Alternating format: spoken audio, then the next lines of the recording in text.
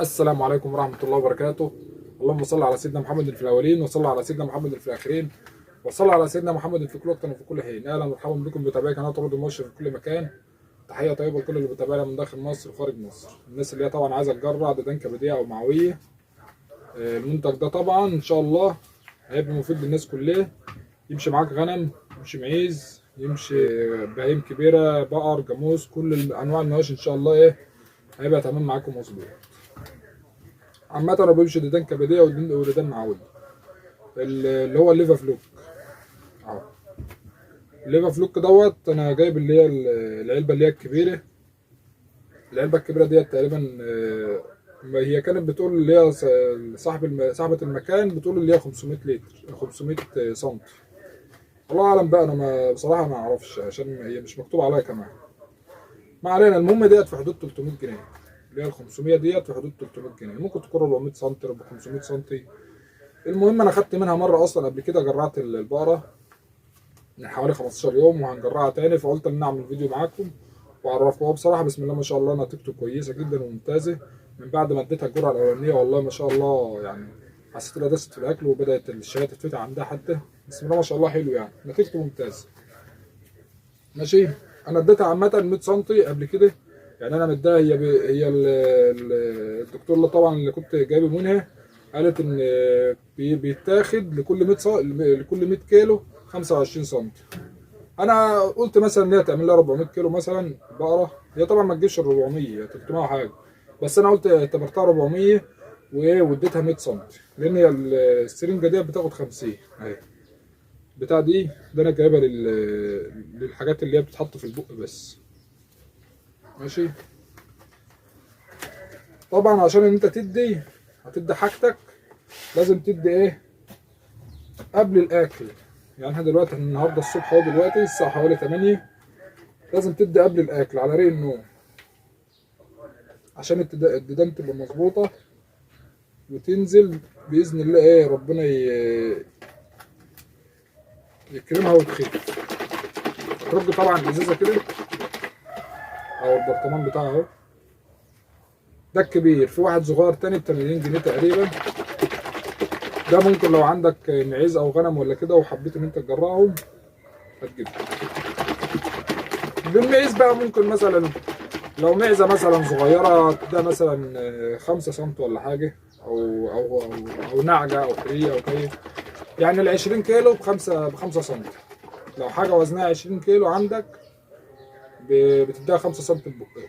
شوف انت بقى حسب المعزه غنم، لو كده انت بقى حسب الحاجه اللي قدامك حاول تدي ليها وتقدرها. يعني حتى لو زادت شويه عادي مش اشكال، ولو قلت برضه سن عادي برضه مش هتفرق قوي، بس ما تزودش كتير يعني مبالغ فيها عشان هي ما كتر العلاج لو زاد عن حده اللي هو الاقصى ممكن يضر، عشان ما يعملش معاك مشاكل. اهم حاجه بس ترج العلبه كده كويس تمام لما تجيبها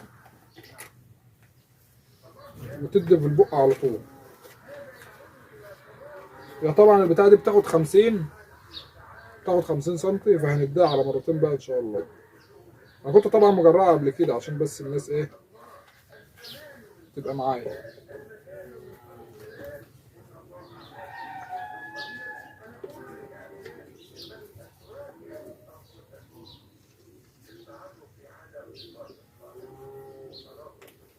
طبعا قبل ما تعمل المحقن عود نفسك على طول ان انت تحطها في قلب الميه وتعملها. انا عملتها مرتين ثلاثه، بس انا بقى بفكر الناس بس عشان محدش ينسى الحته دي. اول ما تيجي تشتغل باي محقن تقوم حاطه في الميه وتنضفه كام مره، ويا ريت تسيبه في ميه سخنه على طول. يعني ان انت تسيبه في ميه سخنه وتسيبها في قلب الميه حتى لو بردت عادي، بيعقمها وينضفها يعني.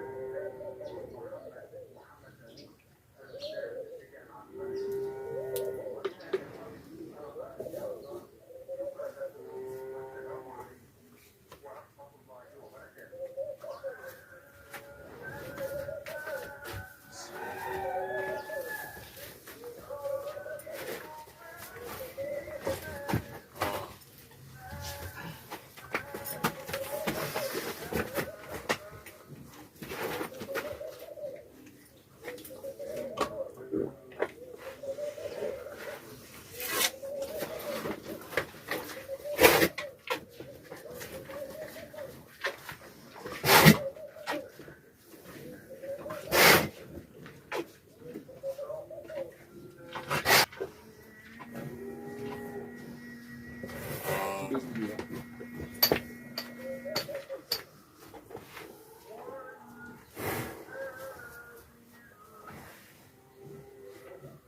عشان تمسكها بقى، عشان ما تزهقكش وما طلبتش زي ما بتعمل معايا كده، هتقوم ماسكها من مناخيرها، صباعك الاثنين في قلب مناخيرها. ماشي، ممكن ما اكونش باينه في الفيديو بس انا قلت اما اوضحها.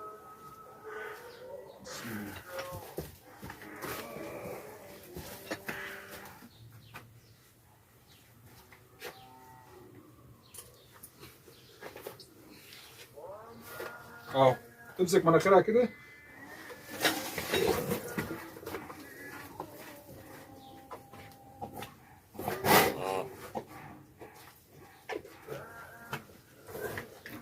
طبعا انت بتسعى وبتعمل اللي عليك وربنا هو الشافي طبعا.